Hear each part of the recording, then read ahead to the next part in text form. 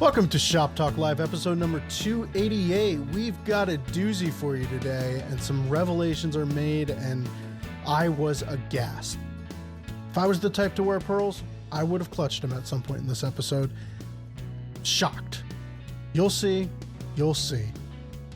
I want to remind everyone about our e-learning courses, especially the one coming up right now, hot and heavy, Michael Cullen's surface carving course, beginning April 12th, but you'll be able to sign up for a week or two after that if you want to. And we're going to tell you about another course in the beginning of this episode, but I'll leave that up to Mike. If you are a Fine Woodworking subscriber or Unlimited member, check your mailboxes. It's new issue time. Issue number 303 should be in your mailbox, if not already, real soon. You know what I'm going to say. It's a great issue, but we're proud of it. We hope you like it. We hope there's something in every issue for you to learn from and be inspired by. And we're positive that there's always something in every issue that you're going to walk away and say, never thought of doing it that way before. For those of you with an open mind, at least. Let's get started with the show. So, off air, we were just chatting about a couple of different things. There's two things that we'll start the episode off with. One, Vic's inability to sit still. And I like to think of it as you fishing for more shop move content because that's always popular. It's all I could come up with. It's like I'm just going to be that guy who chronically makes shops and improvements to his shops and not actually build anything. So for anyone not on Instagram, Vic is moving again to a bigger shop. Okay, so cool. two car? Yep. And you get it's the whole all thing. Mine. Okay, all right. I have an incredible spouse who doesn't insist that her car be inside in the Canadian winter. So I'm a lucky man. Yes. Good deal. Yeah. I think I had a short debate with my wife. She was very worried about New England winter. And thankfully, our shop situation, there was a middle bay that the car would fit into, and that was it. So it was like, no, this isn't going to work, So, and Mike, you've never experienced the joys of parking inside, right?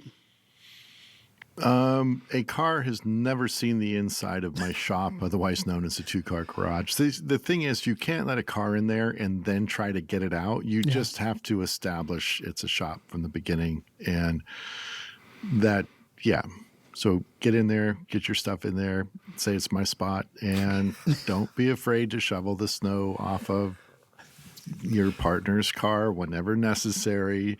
Maybe Absolutely. Even run out, 10 minutes early and warm it up, get the ice off the windshield and make sure it's all toasty. Yeah, so you make it different ways to make it work. Put the burden upon yourself. Yes. To keep your shop. Yeah. Yep. So, well, that's exciting, Vic. This sounds like it's going to be the last one. Yeah, no, it will be the last one for a while. And it's like I'm a pro at like getting electricians in to like get me the proper power. I'm pretty certain I can do it myself at this point, although I won't for very good reasons. But yeah, it's a two-car garage. It has it's the nicest sealed concrete floor I've ever had.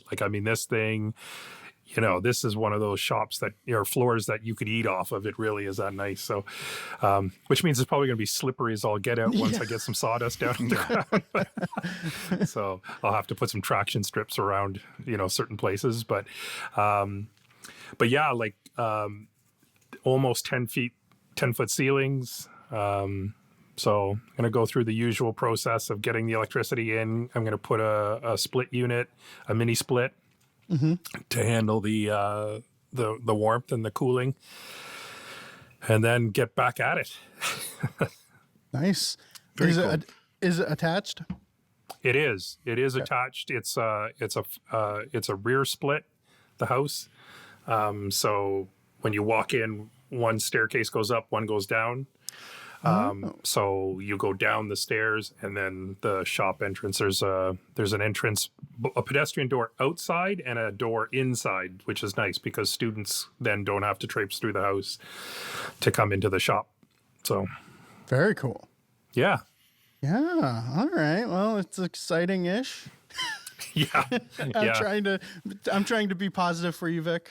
I appreciate it, man. I am too. I realized that I'm sort of taking a stoic approach to this, and it's just like this is happening. Get into it.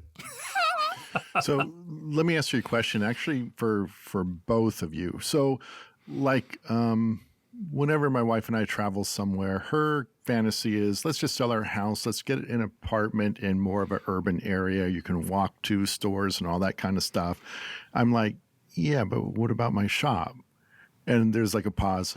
Oh, well, yeah, you can get a shop somewhere. And it's like, So like for me in the house, and even though my shop is like 2 times too small for what I would like, it's kind of like, well, I can't move because my shop is set up. But in the Northeast, at least, I'm sure it's probably the same where you're at, Vic. There's a lot of sort of old kind of brick factory buildings that have been kind of converted to shop space and studio space and all that. And I was just looking at a place in kind of a nearby town. It was like, whatever, 1,000 square feet for like $900 a month. And it was like, that could almost work. Have you guys ever thought about the idea of like a non-home based shop, like a real shop space somewhere? And obviously the stress of, oh, now I got to make sure I'm paying rent on this thing. I got to make it worthwhile. Yeah. But it certainly would open up a lot of other possibilities in terms of teaching, in terms of, bigger commissions and that kind of stuff. Is that something that runs by your mind, Vic, every time you've got to relocate? Yeah, it really is. We for this particular time when we decided we were going to leave here, we took a very good look at that. We had a real estate agent take a look at potential rental units or lease places where I could convert into a shop. I also found we found a I don't know if you're familiar with the CBC show Kim's Convenience. Yeah. But it's basically where they live in an apartment above their convenience store that they own. And that's what Chris Schwartz does. And I think to myself, like, man, like that would be super. Like if you could live above your shop and then have your, you know what I mean? And it's still in a pretty like condensed area. So you could walk to get stuff and things. Yeah, definitely. Problem is that so to have something co-located is difficult because that gets expensive. But with a little bit of a commute time, we could definitely do it. And that's a possibility for the next time round, when we're ready to sort of almost the retirement plan, is look at having a separate space where I can just go and hang out and then live somewhere like a condo with a great view and all those sorts of things. So. Right. Yeah, when the kids were young, obviously having the shop at the house was a really important thing because it meant you could sneak out anytime you had a spare moment to get some work done. And then with the kids being out, and then also like with the work from home thing, the idea that you could have a separate shop space, but then also just have your computer there too. So you just go to work. Ben, that's sort of the way you use your shop. You kind of work out there and. Yeah. And it's for me, I am still stealing the moments, and so I need to have a spot. And, quite honestly, we have this shop that I'm in the fine woodworking shop. We have this shop. So this is, probably all that I would ever realistically need. But just for convenience sake, I got to have a spot that I can just run out there and slap a coat of finish on something or, carve something real quick. And, it's great that my son can still come out and he does his homework on a workbench and we're there, Yeah. I used to always have this juggling act with studio spaces, and the rent aspect of a separate space for me was just so much stress that I would have a really hard time doing it. And right now we're actually looking into a situation like that for my wife for her weaving studio. And it's like, like $900 a month. That's my mortgage. you know, you know, and that is really, we're really having a hard time wrapping our heads around that. Right. But if I were in one of your situation where you're able to pull students in, you're able to do commission work, you're able to do, it's just not what I do, you know? Right. That would be hard to ignore. And I don't know, Vic's probably your best resource there because you're teaching private lessons and doing webinar classes out of your shop, and Mike, that's got to look enticing. Yes, you know, it does. I teach a little differently. Like, I don't go to schools and teach like large classes, mainly because I've just always felt that like I enjoy the one-on-one stuff a little bit better. Mm-hmm. You know, to be honest, I can charge more for it, and they get exactly what they're looking for. Yeah. Right. That's the thing that I like to bring to the table is that if you know how to make a set of legs, but you don't know how to mortise, well, we can just work on mortising skills and, kind of get things going. Whereas in a group environment, not only are you providing like a group of people, the process that you're going through, but you also have to account for varying levels of experience and tools and all that other stuff. Right. Like I remember Mike saying about, he could walk around students' benches and pick up their 1/2-inch chisel and like know and exactly what he was. I can see your soul. But it's so true. Like you look at that and you know right away whether that student is going to be sufficient or is going to be efficient at woodworking or is going to require more help. And then you're always sort of striking this balance, which I always found stressful because my worst feeling would be that somebody walk away from an experience and not like get what they wanted. Right. And so for me, being able to do it sort of one-on-one, which is kind of the thing is that if I got a bigger space, this is one of the considerations that when, Mike, you were saying about like just rent a space and then, if I rented 1,000 feet, I'd be really compelled to put a few benches in there. Mm-hmm. And then I would be because of course, like, oh, if I teach one student, I can make this much. But if I teach 5 students, I can make this much. Yeah. And so if I teach 5 weeks a year, that's this much. If I teach 26 weeks a year, hey. Being the capitalist big dogs that we are. But yeah, it's, and I didn't want to get into that. I really like the one-on-one thing, the building of a relationship. Like a lot of my students have been with me for years. And they just keep coming back, which is, you're if you're listening, thanks. Go figure. But go figure why you would do that. But yeah, it's, so I don't know. I think like a home-based shop is still where I'm at. And again, like Ben, when you said like that's another mortgage essentially, and it's got to pay for itself. It's like, you got to make a business case for it. And that, that's no fun. I mean, I didn't get into woodworking to do business cases. Like, so it's, I think it's tough. It can be tough. That's, there is one place though, that every time I go, I just sit there.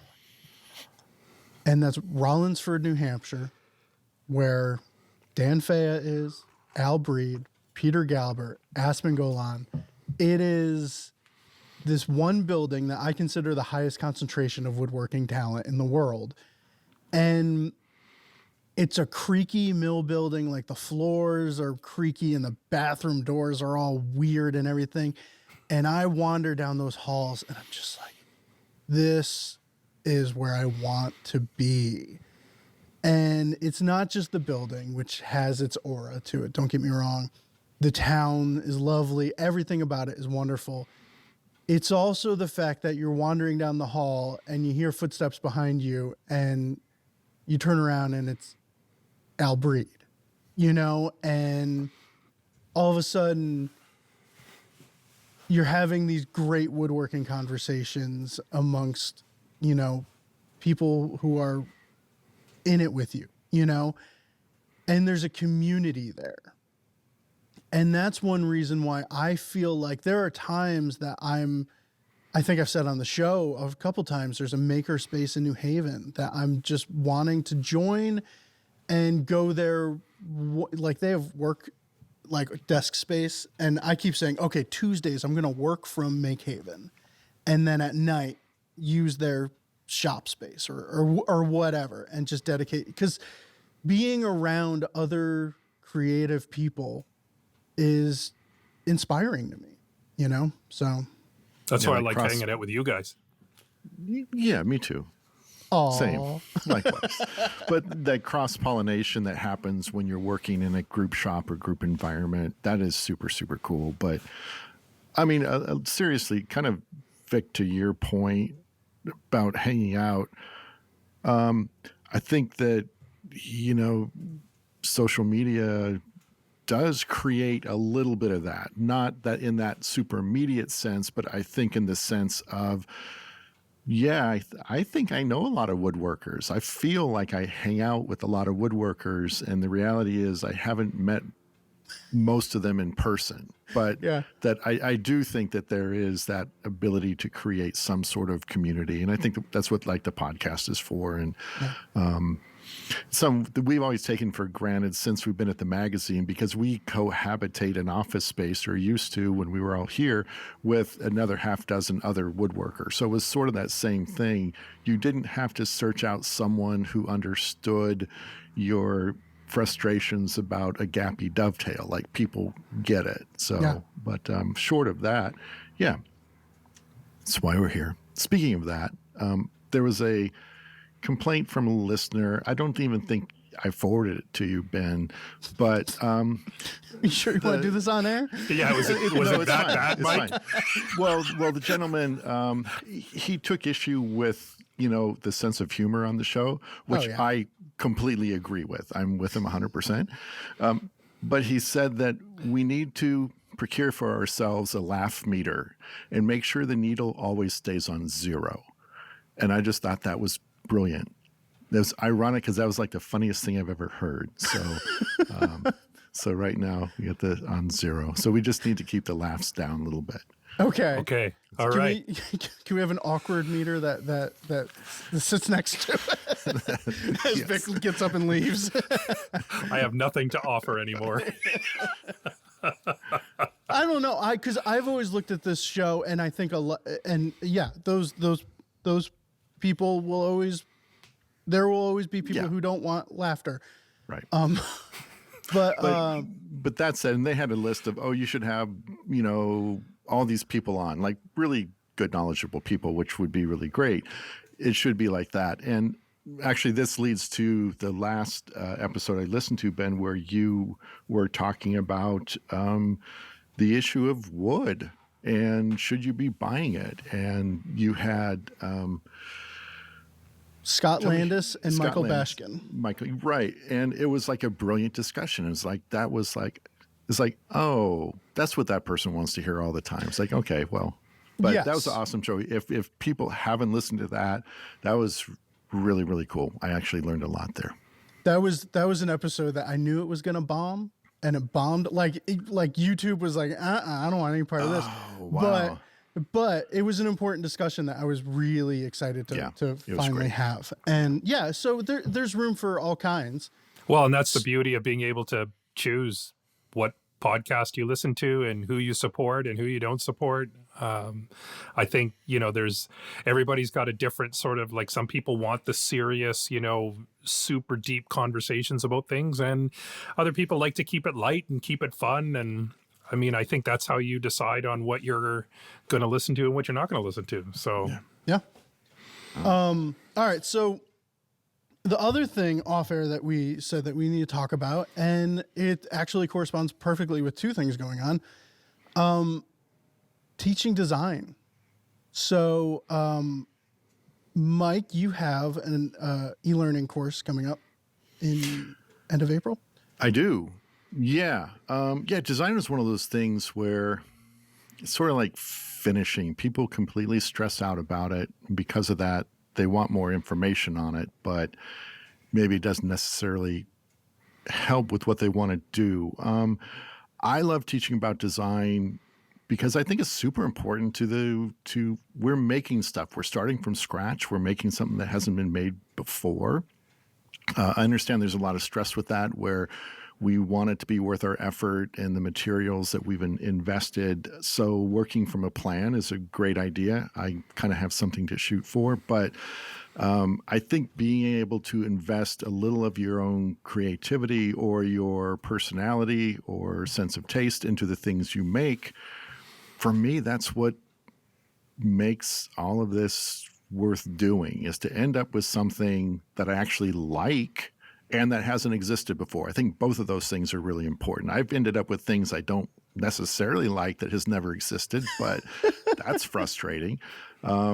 So the design course is really, it's a step-by-step process. It's one that I use to where it gives you a chance to generate ideas, a lot of ideas. And that's the key thing, is that I think for every piece you build in your shop, you should probably have 99 other ideas you didn't like as much as the one you decided to make. Because if you go into the shop with just your first idea, man, I really want to make something. Oh, I'm going to make this. And then you get like halfway through and it's just like, man, do I really like this? Was it worth starting on this? And that's a horrible feeling. So, first of all, get as much design time in as you can. And then once you have kind of this spark of an idea, how do I take this little chicken scratch of a sketch and actually turn it into a piece of furniture? That is not as scary or difficult as it seems. It's a step-by-step process. So the main thing for the design course is not to design like George Nakashima or Michael Fortune or James Krenov, because there's already a George Nakashima, Michael Fortune, and James Krenov, and they did their thing, and you can do your thing. So the idea is that you can get in the shop and sort of figure out what you like and get empowered and informed to make things that match your own sensibility and, match the individual you are as someone making something. So, yeah, so sign up. It's going to be a lot of work. There's tons of homework. You're going to find out really quick what it takes to design well. And also you'll be able to ask yourself, wow, do I really want to do this and invest the time? The answer is yeah. You make it sound really scary. But in defense, there is homework, there is time required, but if you cannot keep up, you can work at your own pace, all that stuff. All of the wonders of a modern internet-based design course, right? So, but if you put time into it, I think you'll get more out of it than if you don't. Yeah. Yeah, I'm super happy with the way it turned out, and I'm really excited for people to be able to come away with that sense of confidence to be able to design your own stuff, because I really think that's that next level of building that just makes it really gratifying and rewarding.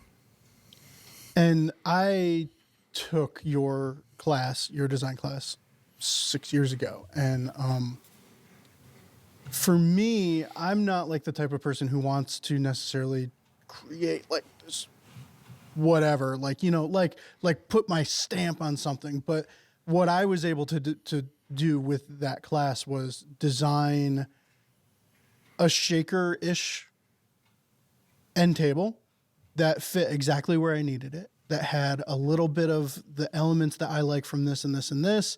And it wasn't a mind-blowing design, but it was my most successful design by far because of going through the process and everything. So it's not always about like rewriting the history books and like I am at the forefront of furniture design now.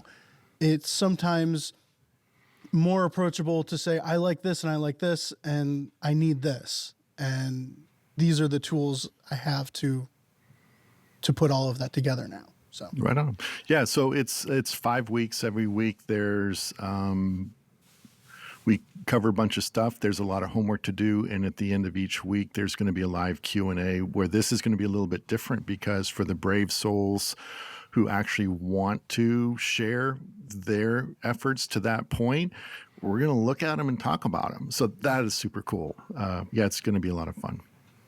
And Vic, You've got a little design course coming up too in the land down under. Down in Melbourne, Australia. They're running an event called Wood Dust, which they ran before COVID successfully. And then, of course, that went away and now it's back.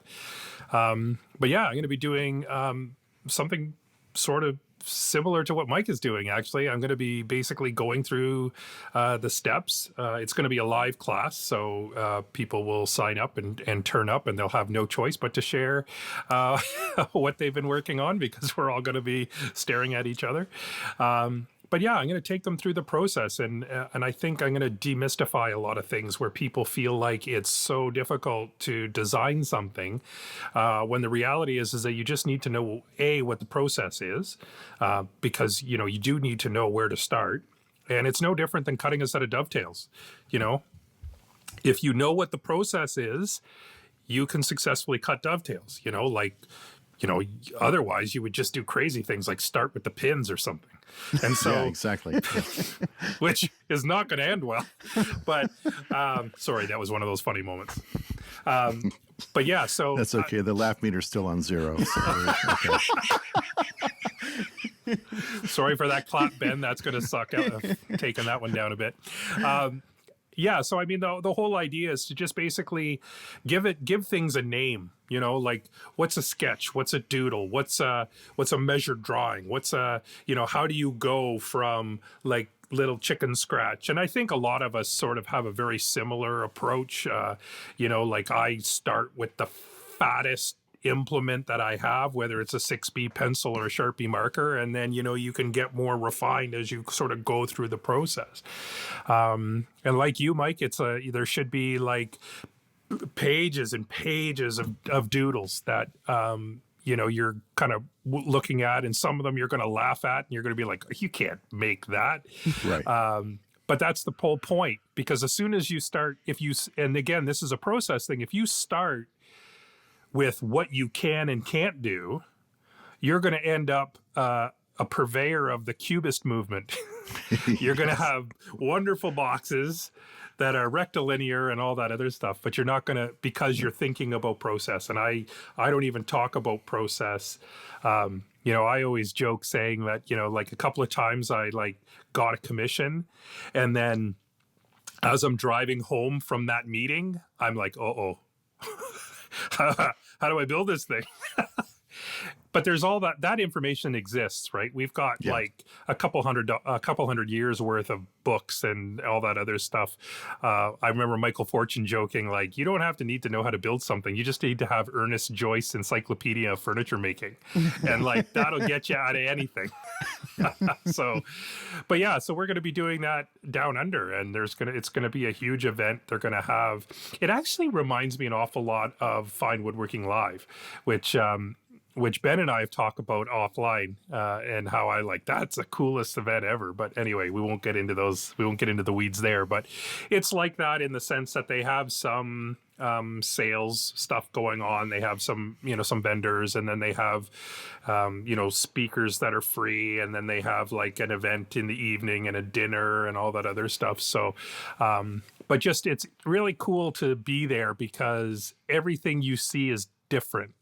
Right? Like you don't necessarily see cherry furniture and walnut furniture. You see like, Australian blackwood and various gum trees. And you wonder like, how did these people even make these projects out of this material that's, basically rock that grows. But, so it's so cool. And then there's like really cool makers that are down there that I've, kind of fallen in love with, Burn Chandlery and like all the, like it just incredible people. And like, and it's funny that woodworkers all over the world, I've come to learn, are all the same. Like they're down to earth. They like music. They like beer. We're just this, kind of network of people. So I'm looking forward to going down there. I'm not looking forward to the 24 hours of travel that it takes to get down there. But every time you head down, it makes it harder to come back up because you're kind of like, well, I could hang out here. Burn is one of those guys who, and I had this conversation with my son. He heard somebody say, "Don't meet your heroes," and he was like, what does that mean? And, bedtime conversation, long conversation. But Burn is one of those like woodworking heroes. Meet Burn, because he's awesome. He's everything. And 99% of my woodworking heroes are exactly the same way. Great people. And that's what's awesome about events like that is meeting them. Yeah. All right, let's jump into some questions. And awkwardly, I only have one screen, so I can't see you right now. All right, so this question is from Bob. I'm about ready to buy a bandsaw. If you had a choice, would you start with a 14-inch saw or something bigger right away? If something bigger, how big? I wanted to cut curves and for resawing. My only machines now are a table saw and a drill press. So, Bob, I think, is into woodworking. This is not like a phase in Bob's life. And I'm applying that. I know Bob from the forums and from emails on Shop Talk Live. Bob's in it. So, what do y'all think? I mean, back in the day, a 14-inch bandsaw, you were thinking of sort of like that cast iron frame Delta, generic bandsaw, which was good for small stuff. Some resawing, the guides weren't great. The dust collection wasn't great. It's something we probably all got by with. I got by with it for a very long time before I moved up. But today a 14-inch bandsaw can mean different things. I mean, you can get a 14-inch saw like the Laguna 1412, which has a very tall resaw capacity, solid bearings, good dust collection, and you can do super serious work on that saw, which happens to have a pretty small footprint. So if you're in a small shop and you want to do serious woodworking, you can still do that with a smaller tire saw. I think there are benefits if you are stepping up to saws with slightly larger diameter wheels. You can put wider blades on there, maybe do some more heavy duty work. But I think it probably depends on your budget and shop space, ideally what you want to be doing. But I don't know. So Vic, if I'm thinking between, say, a Laguna 1412 and maybe a Grizzly or Ryobi 17, 18, or 19-inch saw, why am I going to choose a bigger saw over the smaller saw? Well, I don't think you're going to. I think you hit it on the head, Mike. I think like those unibody style saws that you can get nowadays, they are amazing. Like you said, lots of resaw. You're somewhat limited. Like I have that exact type of saw. It's made by a company called King, but it's 14 inches. It's got very heavy duty castings, very heavy duty wheels. It has a foot brake because it takes a while to slow down. Yeah. But it's a 14. The wheels are 14, and so it's like, for me, that's the perfect saw, because anything bigger than that, you run into space problems, potentially power problems as well. The 17s tend to be, and bigger, tend to be a lot taller. So you got to keep that in mind as well. I remember at Rosewood, we used to have it was like a 26-inch Northfield or something like that. And it's like, you'd spool this thing up and you'd go and grab a coffee while it got up to speed. And then you would come back and then you would do your work. And then you would, have to stand guard in front of it while it shut down because it took 20 minutes to stop, spinning. Right. But I just find that the 14 is like a real sweet spot. Like as far as those unibody saws are, the old ones that we used to use, the Deltas with the split, and you could put the riser kit in. I used one of those forever. And I kind of like them. They're endearing to me. They were often a little bit underpowered once you got up to your sort of 12-inch resaw, but now they're putting good motors on things. And yeah, I don't know. When I read this question, my vote was the 14 right off the bat. It wouldn't have been 5 years ago or 10 years ago, but it is now. I think that the 14, you can get a really robust machine in that size that will handle, all your resaw stuff. I've never had the need to resaw more than 12 inches. So, yeah. And if you are You're probably not enjoying life anyway. So like, I'm going to get commercial veneer at that point. there's bigger problems following you down the road if you're resawing more than 12 inches. How are you going to flatten it? How are you going to mill it and all that? Vic, I'm so glad you mentioned brake. Yeah. Because a brake, I don't think I'd buy a bandsaw without a brake. Especially anything over 14 inches, you 100% get a brake.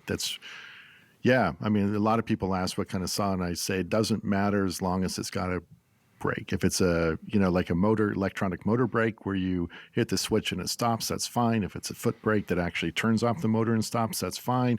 If it's a foot switch where you actually have to turn off the saw and then stop the blade with the foot pedal, all those things are fine. What you don't want is an 18-inch bandsaw that takes 2 minutes to run down, because that's the most dangerous machine, especially in a school with a lot of people, a lot of machines, dust collection going on. It's really, you turn off the saw and walk away, the person comes up expecting the blade to be stopped, and it's going to do a lot of cutting really effectively through skin and bone and all that stuff before it comes to a complete stop. So yeah, foot pedal, definitely. Ben, what do you have? You have a little 14-inch saw? I have a 14-inch cast iron, Delta style. Yeah. It's a Grizzly 077, I think. And I have the riser block, and it is a great saw. I really, really like that saw. I think I would, to do it again, if I could afford it, and honestly, I probably can't. To do it again, I'd probably have to buy the same saw, because it's just bang for your buck, killer saw. I would love to have a Euro style unibody, whatever we're calling them. Resaw capacity is definitely more prominent for me now. I have resawed 8 inches on mine, and it's kind of like, put a fresh blade on it and just be patient. It's like, this is the price you're paying right now. You didn't pay the price with money, you're paying it with patience. And you can do so much work on a saw like that.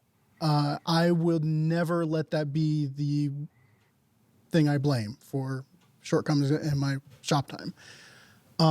But that said, over here, I moved it, by the way, Mike. The bandsaw's over there now. That big old Rikon is just a joy to resaw on. And I am really happy to have it. If I only had one saw, I think I would look at like a 17. Now, is it 16-inch or 17-inch that most?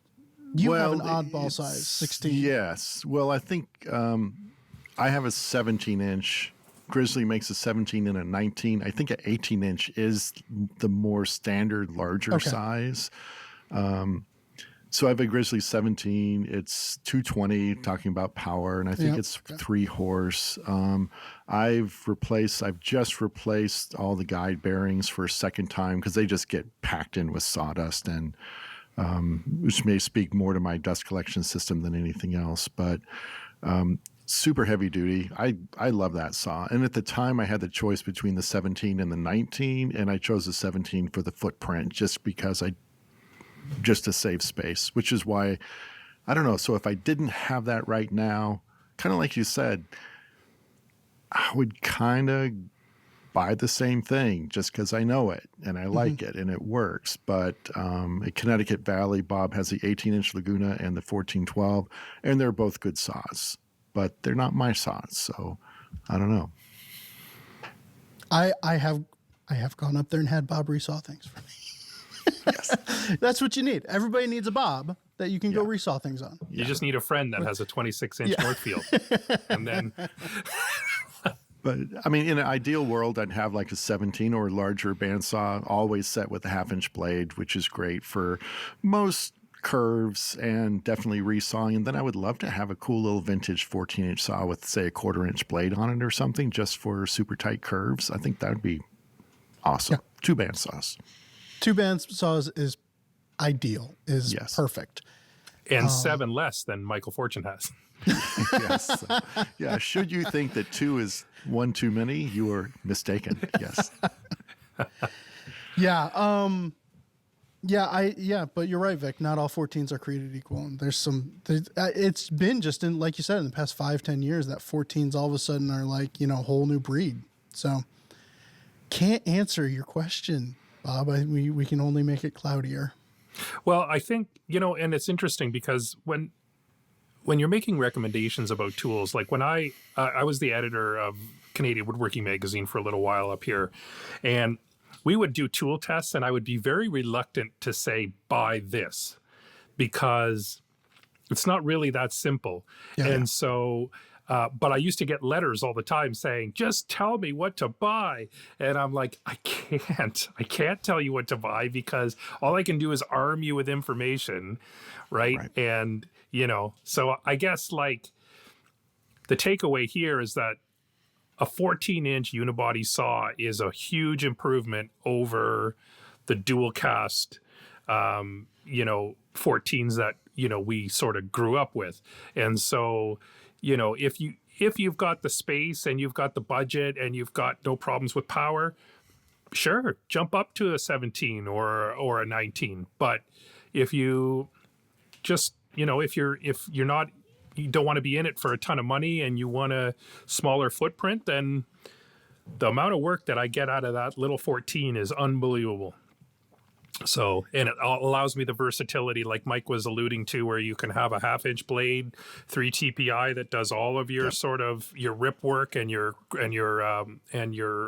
book matching and all that other stuff. And then if you want, you can bump down to a 1/4 inch and do something super tight. But to be honest, I have a 1/4 inch blade for that saw. I've never ever used it.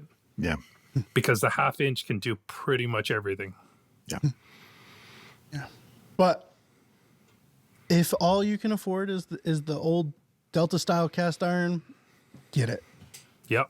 They're a great little machine. Yeah. It will not be the weak point. It seldom is the equipment. Yes. All right, let's take a quick break. The 12-week Furniture Intensive at the Center for Furniture Craftsmanship is designed to meet the needs of aspiring professional furniture makers, as well as amateurs looking to greatly expand their skills. Students immerse themselves for 12 weeks of intense learning with 24/7 access to the shop and on-site lumber room. Small class sizes of 12 students with 2 world-class instructors undertake a thorough exploration of furniture design, joinery, hand and machine skills, and advanced techniques such as veneering, laminate bending, and more. These intensives are offered 3 times a year. Please visit woodschool.org to learn more. Okay, so I will start with an all-time favorite tool of all time for this week, and I'm going to come back to a theme. My favorite all-time tool of all time for this week is a friendship with Bob Van Dyke. Oh. Something you could easily go out and purchase.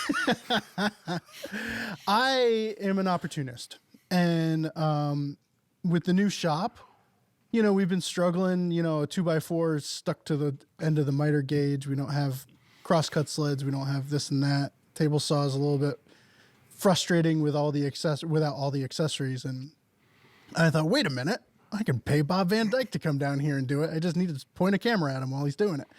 So Bob came down and did crosscut sled, fancy L fence, and a tenoning jig, and like his little super L fence straddle thing that you can put accessories on. And the joys of having a crosscut sled hanging on the wall, I can't tell you how much of a game changer that is, to just go from being frustrated and not wanting to take the time to make a crosscut sled to just having Bob make one. But it's crosscut sled. I don't know how I functioned so long without one here. So it's either Bob Van Dyke or crosscut sled, or Bob Van Dyke's crosscut sled. So that's my all-time favorite. With Bob, you get the sled. So I'd go with Bob. Yeah.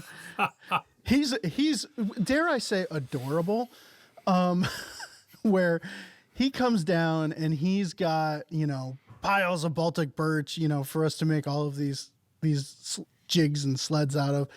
And he's got the little wing nuts, the fancy plastic handle bolts that I would never buy. And it's just, they're all in little packages, and he sits there. He's like, okay, we're going to make this. And he's got all the Destaco clamps or the toggle clamps. And, it's a class that he runs at his school. And, so he's prepared for bear, but, yeah, it was a fun shoot. Cool. So that'll be coming out in Fine Woodworking video workshop soon. So right on. Very cool. What you got, Vic? Well, mine's pretty simple.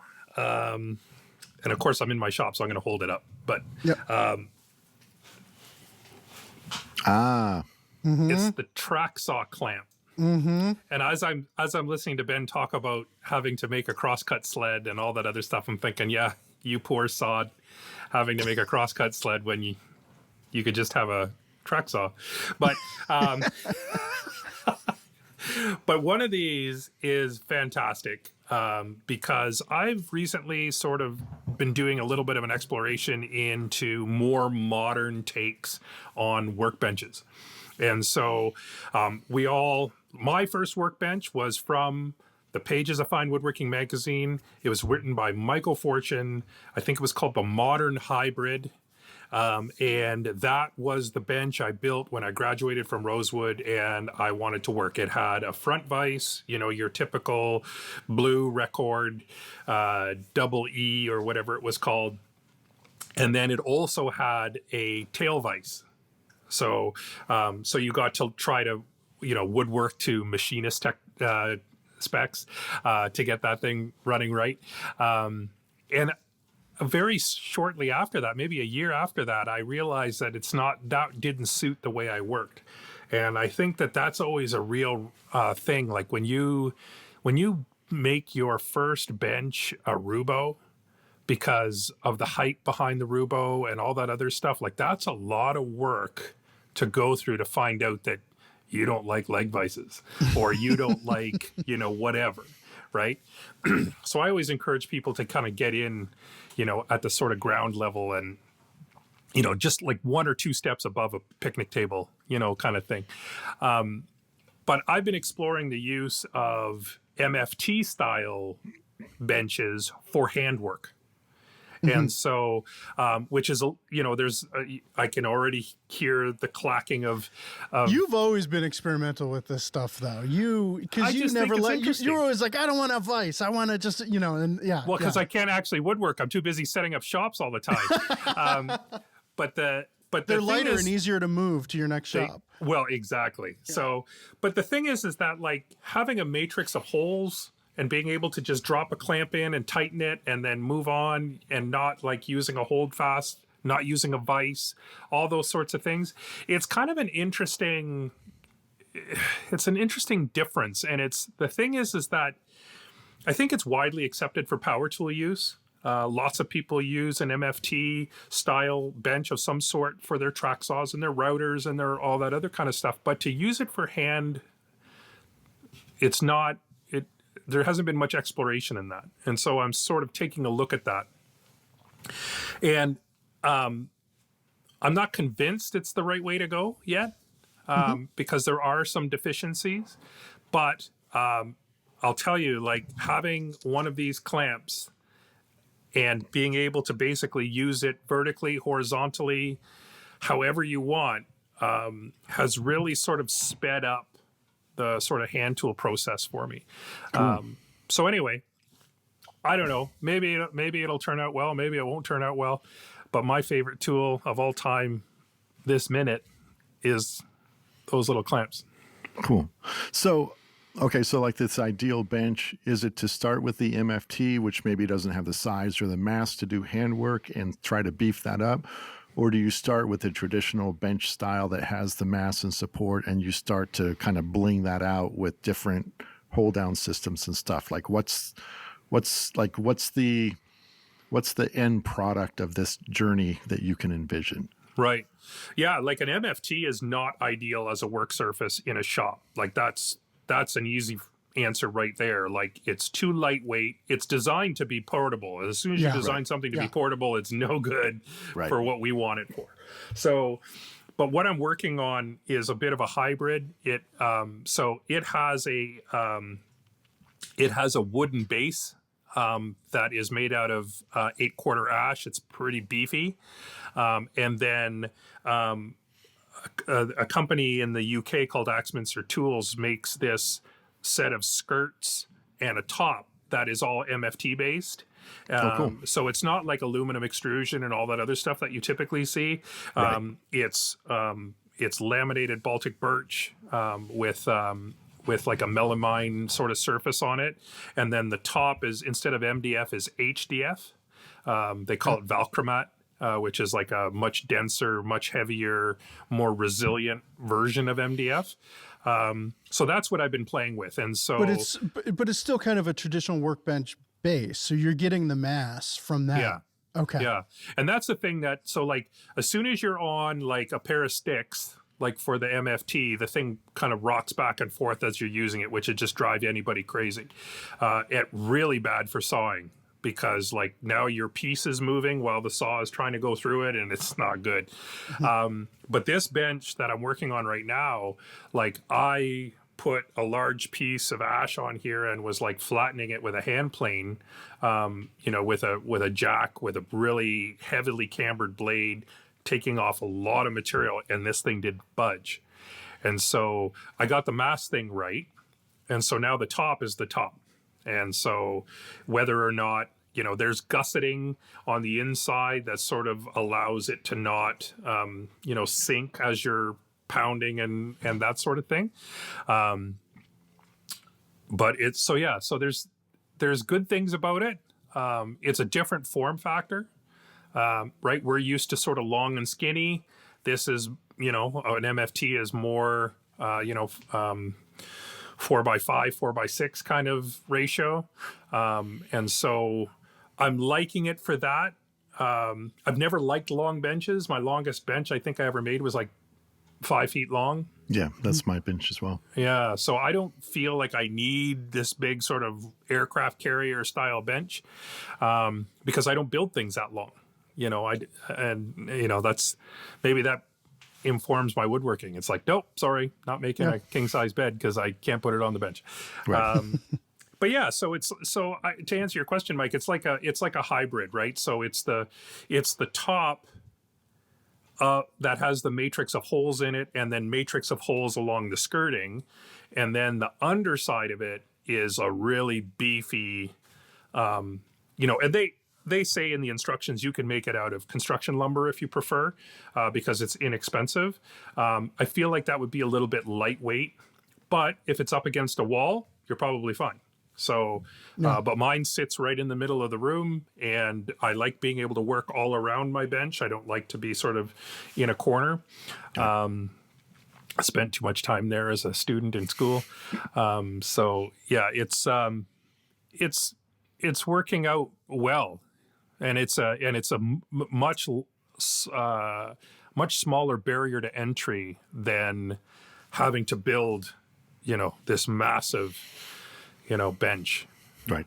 Because you can get into it's the top and the sides are pretty inexpensive. They do free shipping to North America once you get to like a certain price point. So it's like you don't even really have to worry about that. Cool.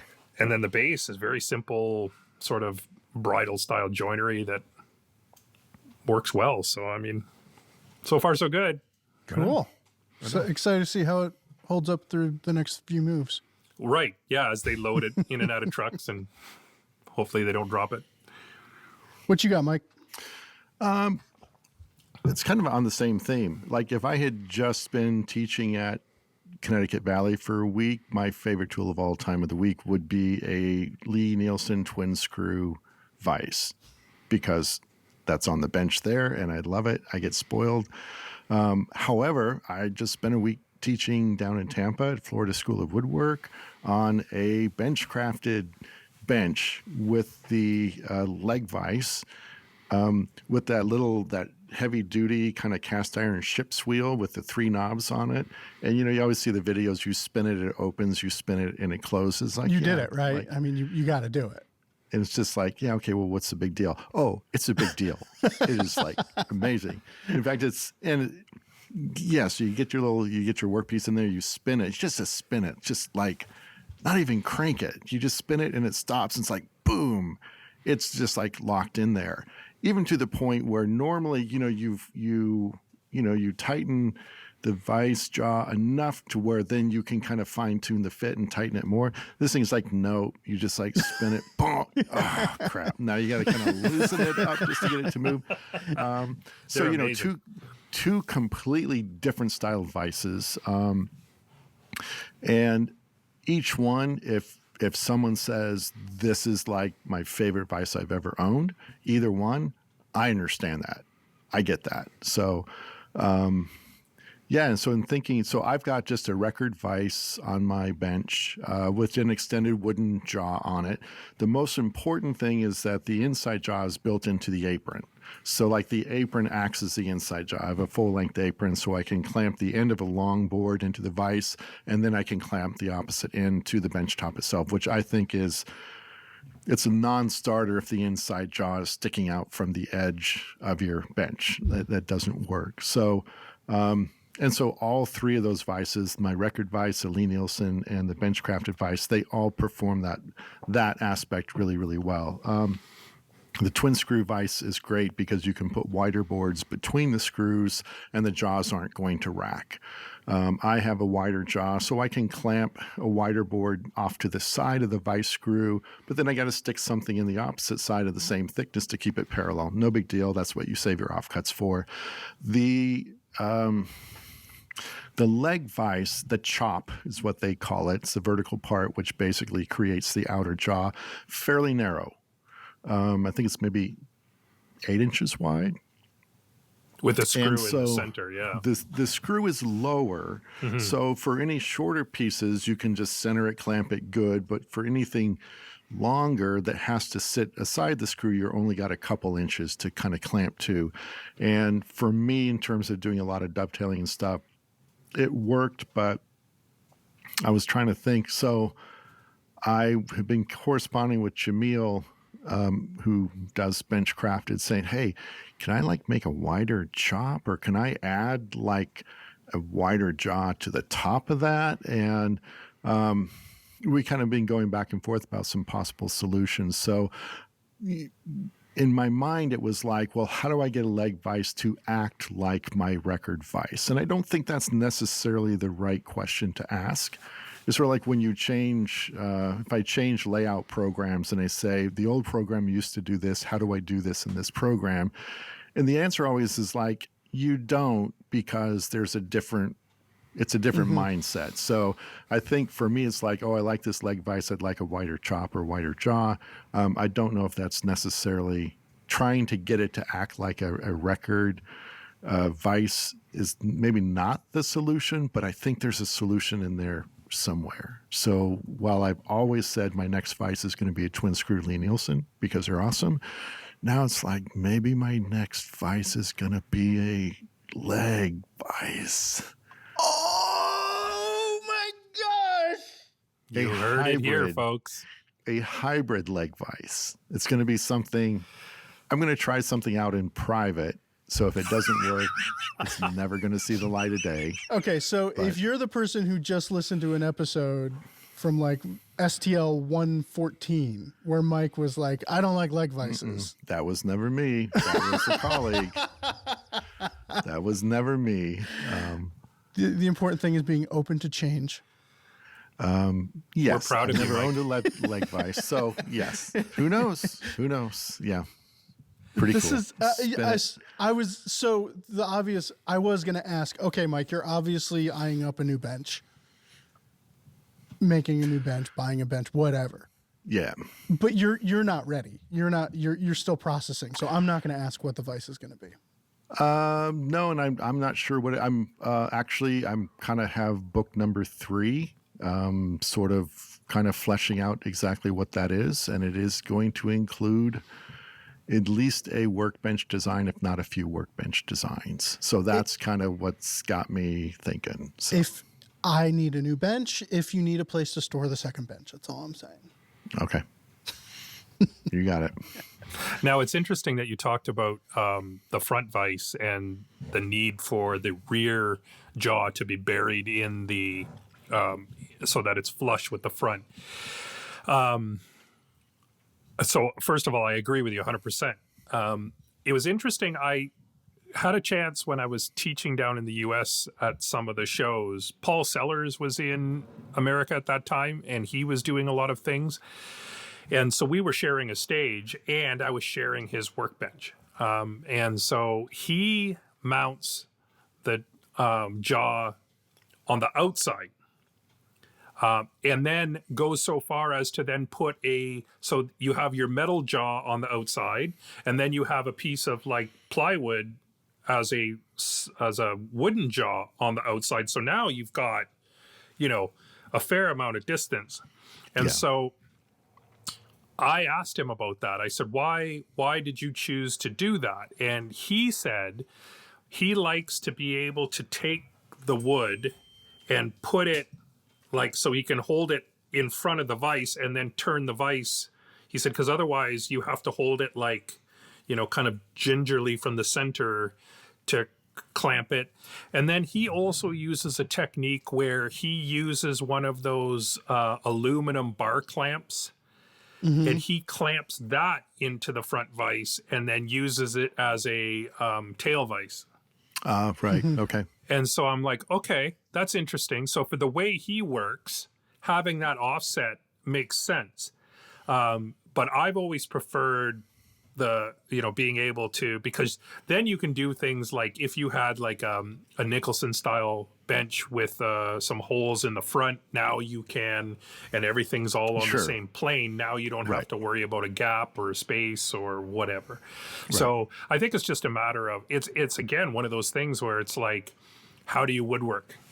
Right? Yeah. Do you like using a leg vise versus using a twin screw? Do you like using, a clamp on a matrix of holes? Like it's what you're comfortable with doing. And I mean, but man, I'll tell you, Mike, I agree 100%. When you put your hands on one of those bench crafted vises and you give that thing a spin, when it locks onto that piece of wood, it actually makes you jump.